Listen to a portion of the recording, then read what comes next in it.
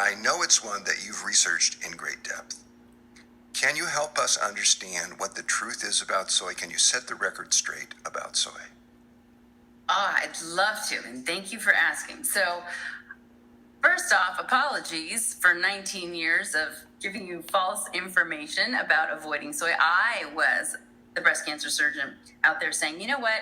We know that soy contains isoflavones, some of which act like phytoestrogens, these plant-based estrogen-like compounds, and they have very near identical chemical structure to the estrogen in your body. So, 80% of all breast cancer cells have a little receptor sitting on them for estrogen. And when estrogen hits that receptor, it will send a signal to the cancer cell to multiply and divide.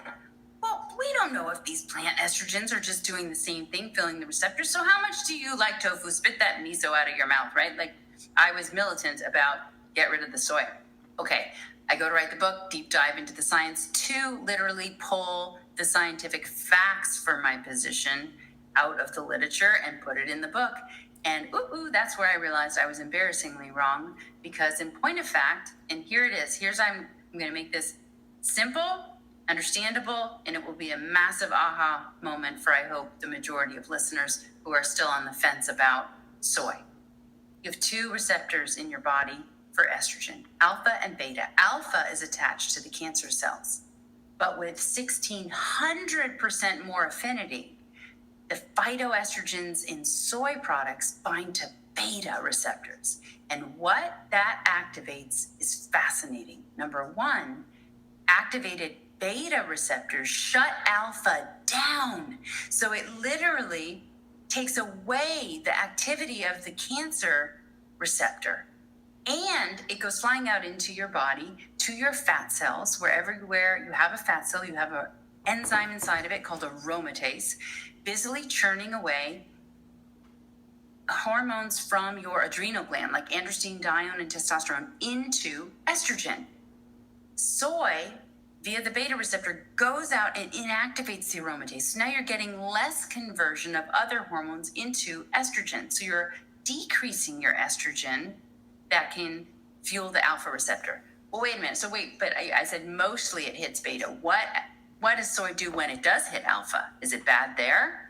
Well, it activates that receptor literally with 1/10 to 1/100th of the capacity of your actual estrogen. So now it's acting like a molecule, some listeners may know, tamoxifen. This is a very commonly used breast cancer anti-estrogen drug that hits a receptor like a car sitting in the parking space you wanted so badly, and it just sits there and blocks it, but it really doesn't have much downstream activity. So soy is not only safe to consume, it's beneficial to consume. But before 2009, the literature had never reported any good longitudinal studies looking at the health effects of soy consumption in cancer patients. So, we know it's safe for women to take, and it actually can decrease breast cancer risk. There was a really large study that looked at over 73,000 Chinese women that concluded that consuming soy protected against breast cancer by the tune of 58% reduction. So that was a big help to reduce risk study that was very robust with 73,000. But what if you already had it? We weren't sure until 2009, and then the LACE study came out, the Life After Cancer Epidemiology Study, followed almost 2,000 multi-ethnic survivors, so not just those of Asian descent, and they were literally on tamoxifen. And they then divided out those who had the most versus least tofu and soy milk products in their diets, and those consuming soy had a 60% reduction in breast cancer recurrence compared to women with low soy amounts. And furthermore, they had 29% less death from breast cancer.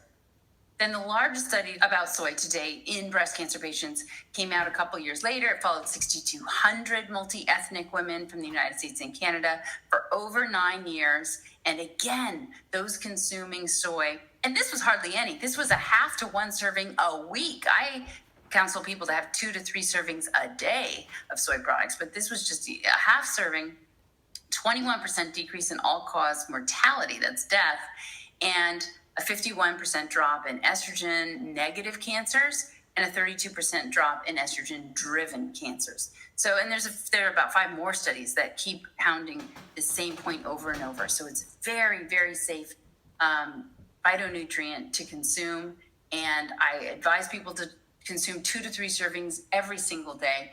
When I talk about soy products, I do want people making sure it's all non-GMO. 100% organic even goes a step above, but non-GMO is important. And it's not hard to find, and it's not expensive. I mean, an organic package of tofu is like $1.99. So this is very reasonably priced, highly complete protein, by the way, has all of the essential amino acids. It's just a really healthful food that is sadly lacking from too many people's diets because of misinformation.